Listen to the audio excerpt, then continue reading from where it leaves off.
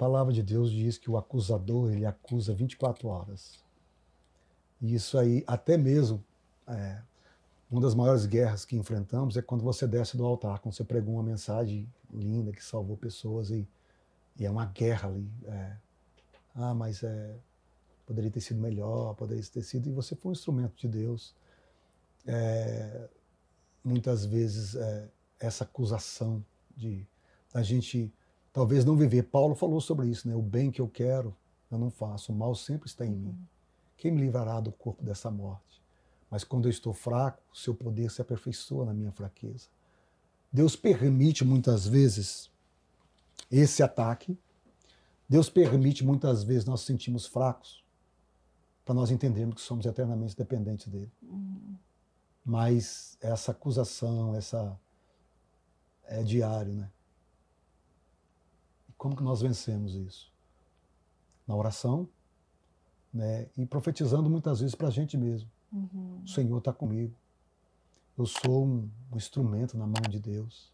Eu sou amado por Deus. Jesus morreu por mim naquela cruz. Eu falhei hoje, mas amanhã eu vou ser melhor. A maior mensagem do Evangelho é o arrependimento. Né? Arrependei-vos porque é chegado ao reino dos céus. Então, quando há arrependimento, há cura. Quando há arrependimento, há um novo tempo para ser vivido. E nós nos sentimos assim. E muitas vezes o inimigo nos acusa. Às vezes mesmo quando você está bem, você está lendo a Bíblia, você está orando, você está consagrando, há acusação. Porque enquanto estivermos aqui, nós teremos aflições. Mas Jesus disse, assim como eu venci, vocês também vão vencer. É o inimigo nos acusando, dia e noite. E só vai parar isso o dia que nós saímos daqui e fomos para o céu. A diferença é que agora a gente já sabe que isso acontece, já está consciente de que essas lutas e essas acusações vêm, mas que, né, pela graça e pela presença de Deus em nós, né, com proteção dele, a gente vence. E quando a gente está no mundo, a gente não tem essa percepção, a gente está cego. E sendo acusado também, mas né, acusado com a ansiedade, a depressão, é tanta coisa que vai nos levando a uma morte interior, só que a gente não vai percebendo. Né? O texto diz, né, resistir ao diabo e ele fugirá de vós.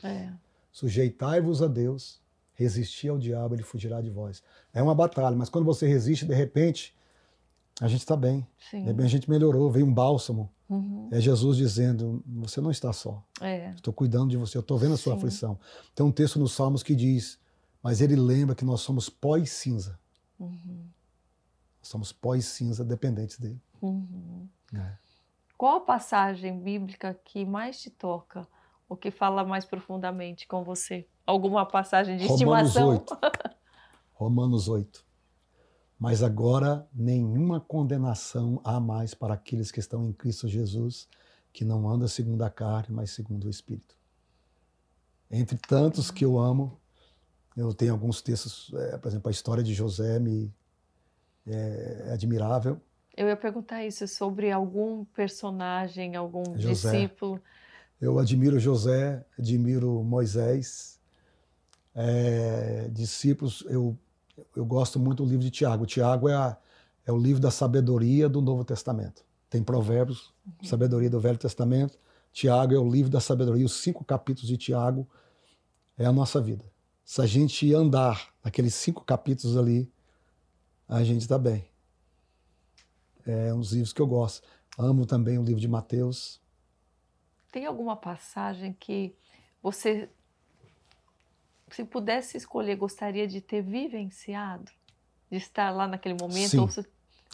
A passagem é o Monte das Bem-aventuranças. Eu queria estar ali, assentado naquela relva, naquela grama, ouvindo Nazareno pregar. Naquele tempo, há 2000 anos passados, quando ele pregou: bem-aventurados pobres de espírito, porque deles é o reino dos céus. Bem-aventurados que choram, porque serão consolados. Bem-aventurados misericordiosos, porque alcançarão misericórdia. Bem-aventurado quando vos injuriarem e disserem todo mal contra vós por minha causa. Alegrai-vos e exultais, porque grande será o vosso galardão nos céus. Eu queria estar ali ouvindo essas palavras. É lindo. Ver face a face, né? A palavra de Deus diz, né, que naquele dia nós veremos ele como ele é, né? Face a face. Sim. É uma esperança. É interessante a igreja dos nossos dias, Karina. Muitos já não falam mais sobre a volta de Jesus. Não são todas, não é geral, mas Paulo diz para a gente amar a vinda dele. O apóstolo Pedro, na sua segunda carta, no capítulo 3, verso 8, ele diz: e não ignoreis uma coisa, que um dia para o Senhor é como 1000 anos, e 1000 anos é como um dia, porque ele não retarda a sua promessa, mas muitos a têm por tardia. O verso 10 ele diz assim: mas o dia do Senhor virá como um ladrão da noite. Ele vai voltar e os púlpitos precisam pregar sobre a volta do Senhor.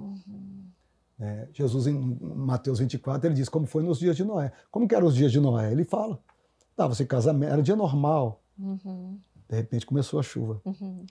Assim será a vinda do Senhor, né? O texto lá de Hebreus diz um pouquinho mais de tempo, aquele que há de vir virá e não tardará.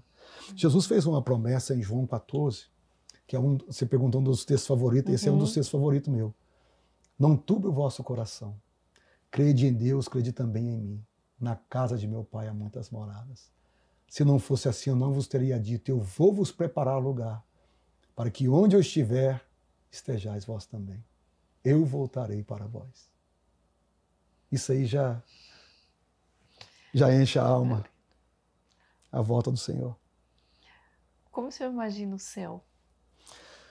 Olha, quantas vezes eu paro para ficar pensando, porque quando o Apocalipse diz, né, lá não haverá mais lágrimas, não haverá mais dor, não haverá mais Covid, não haverá mais... Será assim, uma alegria total. Um dia eu perguntei para o Senhor em oração, falei, Senhor, será que eu vou conhecer fulano? Eu gosto tanto dele. Será que eu vou conhecer lá? Vai será estar que todo eu vou... mundo lá? Será Meu que eu filho vou... faz muita pergunta também. Ele fala, vai estar todo mundo com que idade? Vai ter criança? Eu vou ter com quem brincar? Eu acho que nós estaremos numa dimensão assim, tão linda,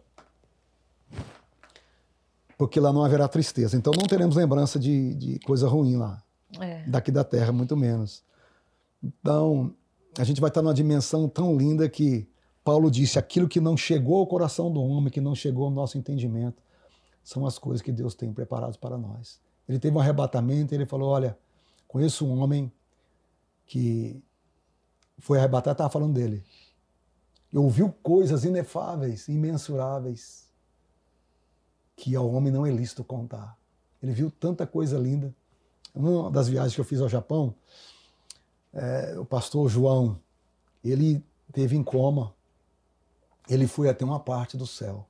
Ele contou testemunho. Ele não conseguia falar. Ele falava, é muito lindo, é algo...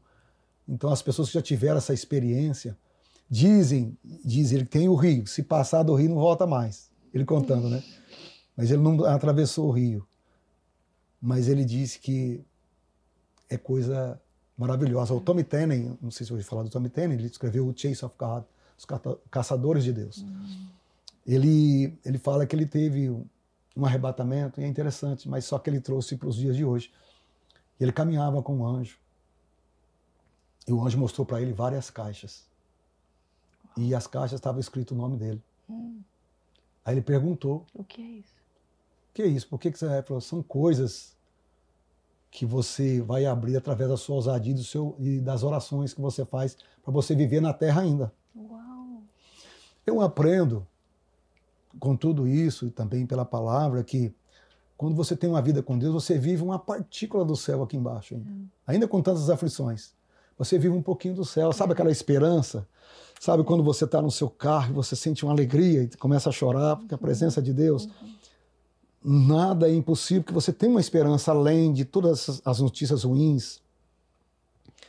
Sabe assim, quando vem uma unção gostosa assim, e você sente os céus? Eu acho que é Deus liberando uma partícula.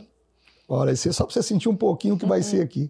Eu estava no altar um dia ministrando, e aí terminei de ministrar, fiz o apelo, e aí aquele momento de louvor, e aí eu senti algo tão gostoso de Deus, que eu joguei de joelho assim, e eu disse, Deus, não deixa eu sair daqui agora não deixa eu passar esse momento não, você não quer sair daquele momento? Eu acho que Deus diz assim, eu vou deixar você sentir um pouquinho do que é o céu. É algo, o céu é algo maravilhoso.